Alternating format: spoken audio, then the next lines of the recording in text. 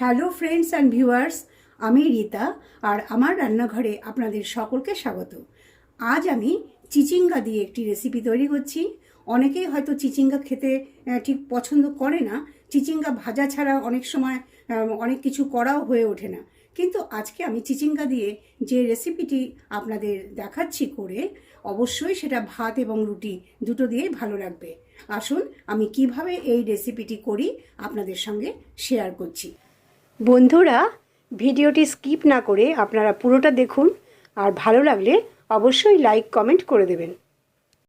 আমি কড়াইতে সর্ষের তেল গরম করে নিয়েছি। 4টে মাঝারি সাইজের চিচিঙ্গাকে আমি খোসা ছাড়িয়ে এইভাবে লম্বা করে টুকরো করে কেটে ধুয়ে নিয়েছি। এই চিচিঙ্গা আমি এখন সর্ষের তেলে 2-3 মিনিটের মতো একটু সাঁতলে নেব। দিয়ে দিচ্ছি চিচিঙ্গা।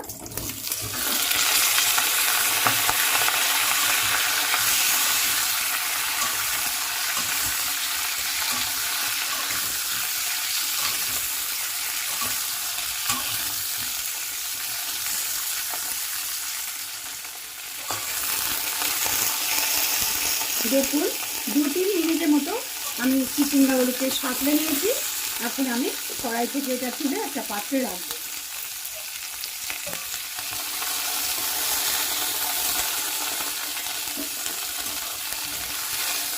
এই সময় কিন্তু লবণ ব্যবহার করবেন না, তাহলে চিচিঙ্গা থেকে জল ছাড়তে শুরু করবে।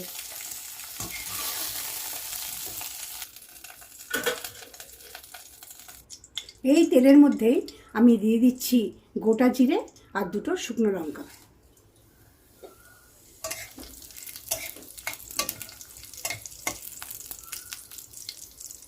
দিয়ে দিচ্ছি 2টো মাঝারি সাইজের পেঁয়াজ কুচি।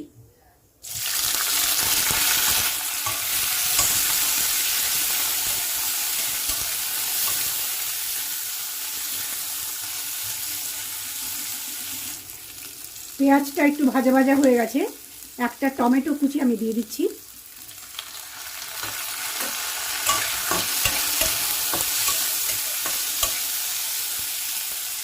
দিয়ে দিচ্ছি স্বাদ মতো লবণ, 1 চামচ আদা রসুন পেস্ট,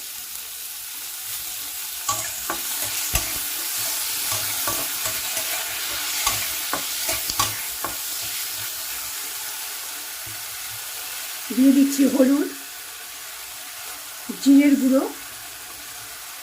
লাল লঙ্কার গুঁড়ো, ধনের গুঁড়ো, স্বাদ মতো চিনি। শুকনো মশলাগুলো সব আমি 1 চামচ ব্যবহার করেছি, 1 চামচ পরিমাণ। সামান্য একটু জল দিয়ে কষিয়ে নেব।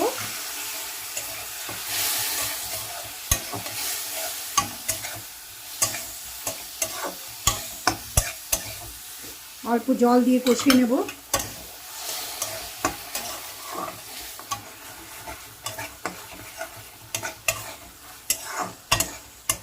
খুব সুন্দর কষানো হয়ে গেছে, তেল ছেড়ে বেরিয়ে আসছে, খুব সুন্দর রং, খুব সুন্দর গন্ধ বেরোচ্ছে। এই সময় আমি সামান্য পরিমাণে জল দেব, 1/2 গ্লাস পরিমাণ জল দেব, কারণ এই রেসিপিটিতে আমি ঝোল রাখবো না, এটা গা মাখা হবে। আর চিচিঙ্গা সেদ্ধ হতে বেশি সময় নেয় না, সেই জন্য জলটা আমি খুব কমই ব্যবহার করছি। দিয়ে দিচ্ছি জল।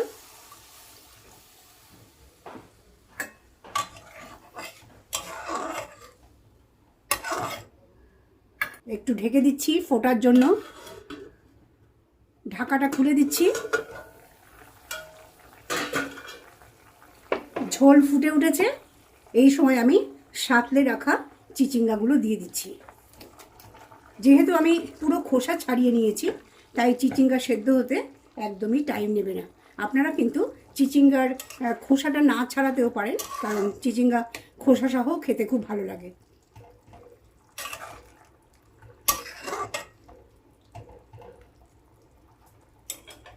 আবার আমি 4-5 মিনিটের মতো এটা ঢেকে দেব।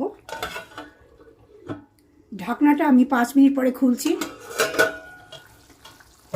দেখুন, লো টু মিডিয়াম ফ্লেমে আমি রান্নাটা করেছি। চিচিঙ্গা কিন্তু খুব সুন্দরভাবে সেদ্ধ হয়ে গেছে, আর আমি ঠিক যেমন বলেছিলাম অল্প ঝোল, গামাখা ঝোল, ঠিক সেরকমই রয়েছে। মাঝে আপনারা নুনটা একটু টেস্ট করে নিতে পারেন।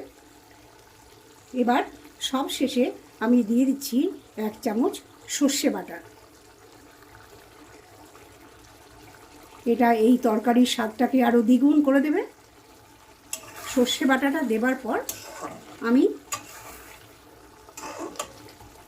15 সেকেন্ডের মতো এটা হতে দেব।